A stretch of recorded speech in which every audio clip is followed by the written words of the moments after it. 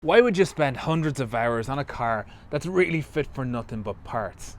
The answers to that and more on today's Soup Classic Motoring.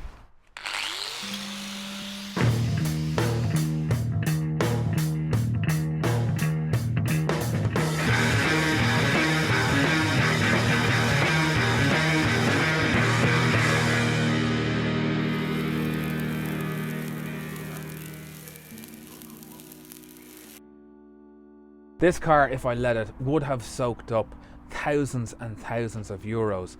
And why would you spend that kind of money on a car like this? I mean, something relatively common. You'd need to be massively invested in it. And I am massively invested in it, but that budget wasn't there. So what other reason is there? Well, here it is.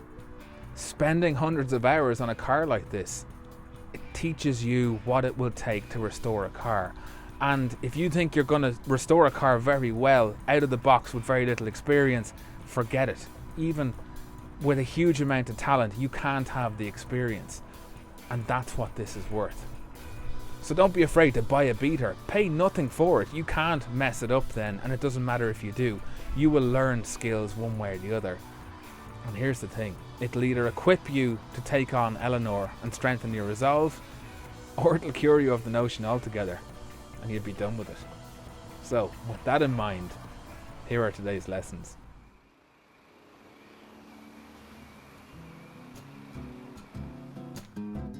From this angle, well, it's hard to tell that this thing was so challenged. And we are in the stages of the war of attrition. It is prep and paint and grind and tweak and re-weld and prep again and paint. It just goes on and on. It's difficult day after day to go back over the same stuff. Prepping, painting, repainting, priming, overcoats, undercoats, forgetting something, redoing, grinding back. Oh, it's just, I'm repeating myself because I'm repeating myself. Now, pause it. This brown coat over everything on the chassis, that is the accumulated swarf and grinding that came from all of the work that has been done on the car since I painted it. I have been brushing it off, but it keeps building up again, and in the moist air it's just rusting. Now, one of the jobs I'd forgotten was to weld in the reinforcing plates for the rear seat belts, and the only reference I have to where the hole should be is the cutouts in the carpet of the inner arch where the seatbelt mount goes. We'll go with the near side first, mark the hole, drill it out, then we can do the same on the offside. And it's time to peel back the already nicely primed inner arch and weld in this plate. And you can see where some of the welds are really nice, except on the inside edge of this where I just couldn't get a good angle and couldn't see exactly what was happening, so it's kind of ropey. Anyway, with both of those done and a few other little touch-ups, a second general primer coat can go over both inner arches. There will be a third coat just on these localized areas where I had to peel it back. Technically it will just be 2 layers thick then, and then we can finally overcoat, but I am working right into the evenings. But I don't notice because this is fairly physical work, and with the right overalls you work up a good old bit of body heat. And things are looking kind of sexy too, which definitely helps. Now, there are just a few more little bits and pieces to do before I can think about priming the whole inside of the car. These are the foot tread plates, and they serve two purposes. One, to kind of reinforce where you would step getting in and out of the car, but the second is they hold the door seal rubbers in place. And they're held in by some plastic clips that locate in the floor, and here is the part number for the clips, but buyer beware. These ones I got, they have the part number, the Land Rover part number, but they're actually smaller in their mounts than the original ones. So if you are just replacing these, the holes in your sills will be too big for them. So first thing, in go the door rubbers, and then in go the tread plates, just so that we can mark up where the holes will need to go. Now the rear one here, it's not sitting down properly, but that is because I haven't fully trimmed the repairs I have made to the arch sections. So while I'm at it, I can clean up the welds and then trim back that lip of the inner arch. And the tread plate sits perfectly. Now, these holes need to be square, and this is fun. We drill an undersize hole with a normal drill bit, and then we use a square file to ease the corners out into a square shape. There is a trick to this, because these holes need to be just big enough that when the screw goes through the clip, it expands and clasps to the hole. But I also have to leave enough space for the paint, because the primer that I'm using is quite thick and I'll be putting 2 layers on, so this hole could get considerably smaller, and it's kind of guesswork figuring out just how big or small to make them. I have an inkling that maybe I'll end up having to file the paint back off the edges of these holes, but we'll see how we go. I could watch round holes turning square all day long, so let's do that for a minute.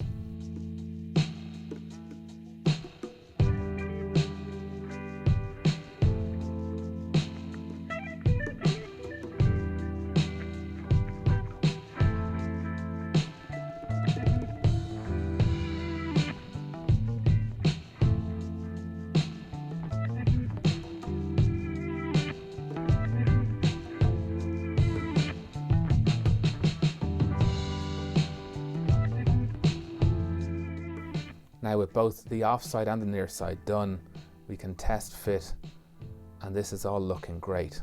And I'll actually get some stainless dome-headed countersunk screws to locate these. They'll just look nice. And the days roll on. There is just one more set of holes that I need to drill in this car so that I can paint the interior, and that is for a trim strip that runs underneath the doors along the bottom of the sill. So the doors need to go on to see where this trim strip goes, because it can be as simple as a trim strip on a car just being slightly off that makes the whole car look just like a bit of a jalopy. So having put all this effort in, I want this trim strip to sit perfectly along the bottom of the doors. Hello, little robin. I love that. When a brave little robin comes along on the hunt for a tasty morsel and just looks you in the eye. Anyway, no sooner had I offered up the trim clip than I realised all of the side panels, including the front wing, need to be fully on before this trim strip can be perfectly aligned.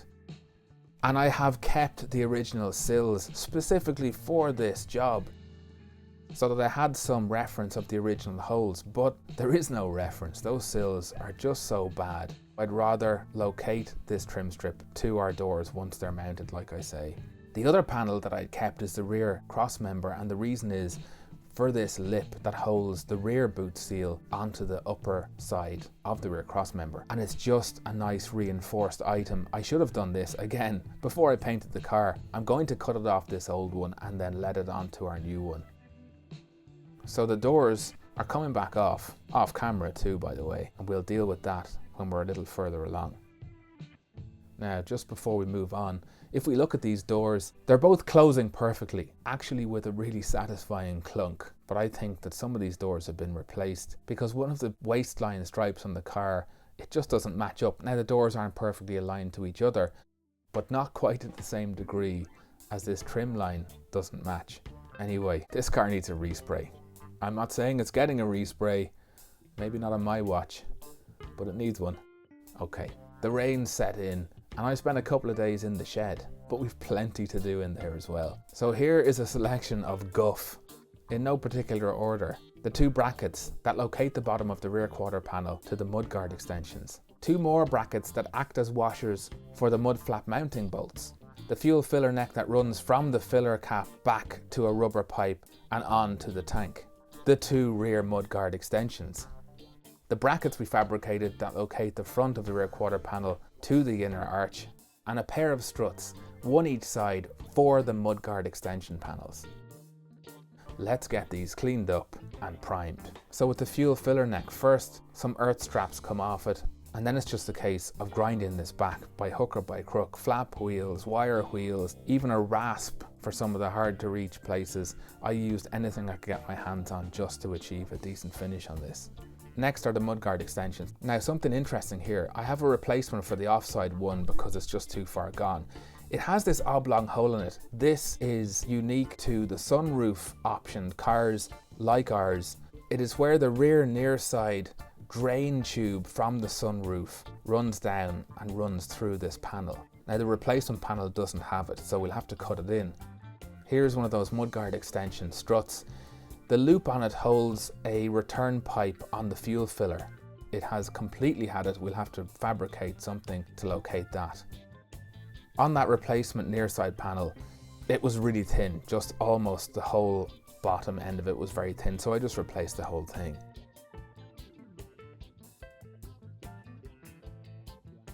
On the offside one, there was just 2 small holes, and I made a mess of these. I just kept getting the plates wrong, and the smaller one just proved really difficult. I had to take it off camera and have a stern word with it using the persuader, but we got there. And I would describe the jobs I'm doing here as less than fully attentive. I'm kind of doing whatever it takes to make it serviceable, not to make it perfect. This car has always been a workhorse and will always be a workhorse. We just want to make it as smart and as usable a workhorse as we can. So lastly, those 2 brackets that locate the bottom of the rear quarter panel. Again, easier to repair than just to make new ones. These are so cheap and available. I could have these winging their way to me in the post with a couple of clicks, but that again is not what we're doing here. So with those fixed up, time to start priming. Nothing to this. I've already done the underside to these. I'm cheating. The next morning, they get a second coat, and what I'm using here, by the way, is low rust primer. It's Dove Grey. It is nice and thick, and it says on it that you can paint it straight over rust. Now, I'm trying to avoid doing that, so we should be in fairly good stead with it. Last thing, those bottom corners of those rear quarter panels, they don't bode well. And what's even worse are the rear corner panels. Now, these are known on all Range Rovers to rust out, because they are one of only 2 steel panels on the exterior of a Range Rover. Plus, they're fairly well in the line of fire from the rear wheels. Now, the offside one is a lot worse than the near side one. It needs proper attention. So I'm going to split it off the rear quarter panel and give it the attention it needs first. I'm literally just going to pull it back anywhere there's rust on it. And I'm not going to worry too much about where that is in terms of what I have to paint or anything. We're going to have to bring in some of those paint skills we learned with Delta Auto Body. And here's hoping I remember. One of the most notorious sections on these is this inner edge that meets the lower tailgate. There's a join in 2 pieces of metal here. Water always gets in underneath and rust begins there. And there's some extra metal here behind where the spot welds are, and I realised if I can cut it out whilst retaining the spot welds, it won't affect the integrity of the panel, but it will get rid of some of the rust and, more importantly, a terrible rust trap. So I did that, and we are in better nick here. So with all that prepped, let's attack the bottom corner where the panel locates to the mud flaps. And let's not get fancy. I'm going to clean this up, pull the paint back, get rid of the oxidation, cut away any rubbish metal, and rivet in some simple fabricated aluminium from our donor panel. And really all we're doing here is providing a solid base to locate the bottom extremity of this quarter panel and stop it from flapping around or vibrating. And that's where we're at. By the time you see this, I will be back on the car prepping the whole interior for primer. And once that's dry, the seats can go back into the car and out of the house.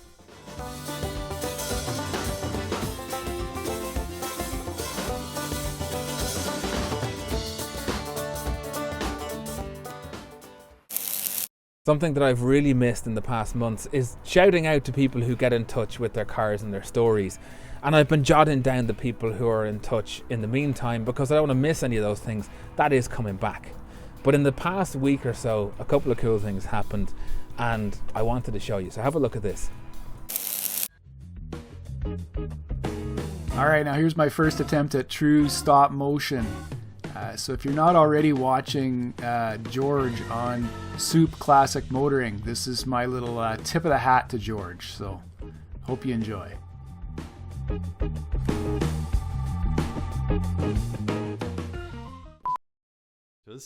We have a pin spanner, a spark plug wrench, a Phillips screwdriver and a flathead screwdriver, and a pair of pliers.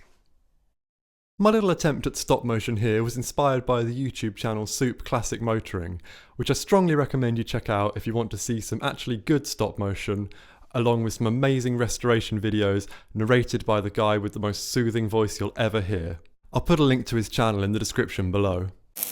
The first one was from Craig at Throttle Stop Garage. Craig is resto modding a Volvo Amazon, or as he'd call it in Canada, a Volvo Canadian. The second one is from Matt and Sophie at Engines and Unfinished Business. They've done an MR2, a classic MR2, for their wedding, and they do bikes as well. And it's just the coolest thing. What really got me though was, aside from the shout-outs, there are 2 people out there at least now who know what it takes to restore a car in stop motion, to do stop motion restorations. And that's as big a win for me as having another channel shout out mine. So I wanted to reciprocate, return the favour. The links to those 2 channels will be in the description. The other 2 people are Simone and Jessie, and Simone has a channel called Simone J. Stogren, where she is restoring a ZZR 600. Jesse is at Driven Daily. He is building what will be a road legal track monster Datsun. I think that's probably the way he'd describe it. Both channels really well worth a watch. They have both become patrons of Soup in the past while, which is just, it's incredible camaraderie. And I think it's because there are so many car channels out there, and they're largely fueled by the passion for the cars, viewer support, and in these rare cases, support from patronage, direct patronage. And I think that kind of camaraderie is very important, so I wanted to return the favour there as well. So all those channels will be linked in the description. Do check them out. They are well worth a look. To new patrons, Adrian Longbottom and David Mitchell, and to all my patrons, thank you for being here. The target is to kind of reach a point where we can build on a greenfield site a workshop for me to be in. I'd live in it too, but that's what I want to do. See if I can build a workshop in stop motion, as in with no apparent human input. I don't know if it's possible, but I want to give it a go. If you think you can help support the channel on Patreon, please do. There is also a subscribe button on my website, georgecorellis.com. Check it out. You can basically contribute directly on there. Okay, I'm going to split. I will see you in just 7 days, 1 week, with some more on this thing, which by that point I hope will be approaching a drivable state. I will see you then. Until then, stay stuck in, and good luck.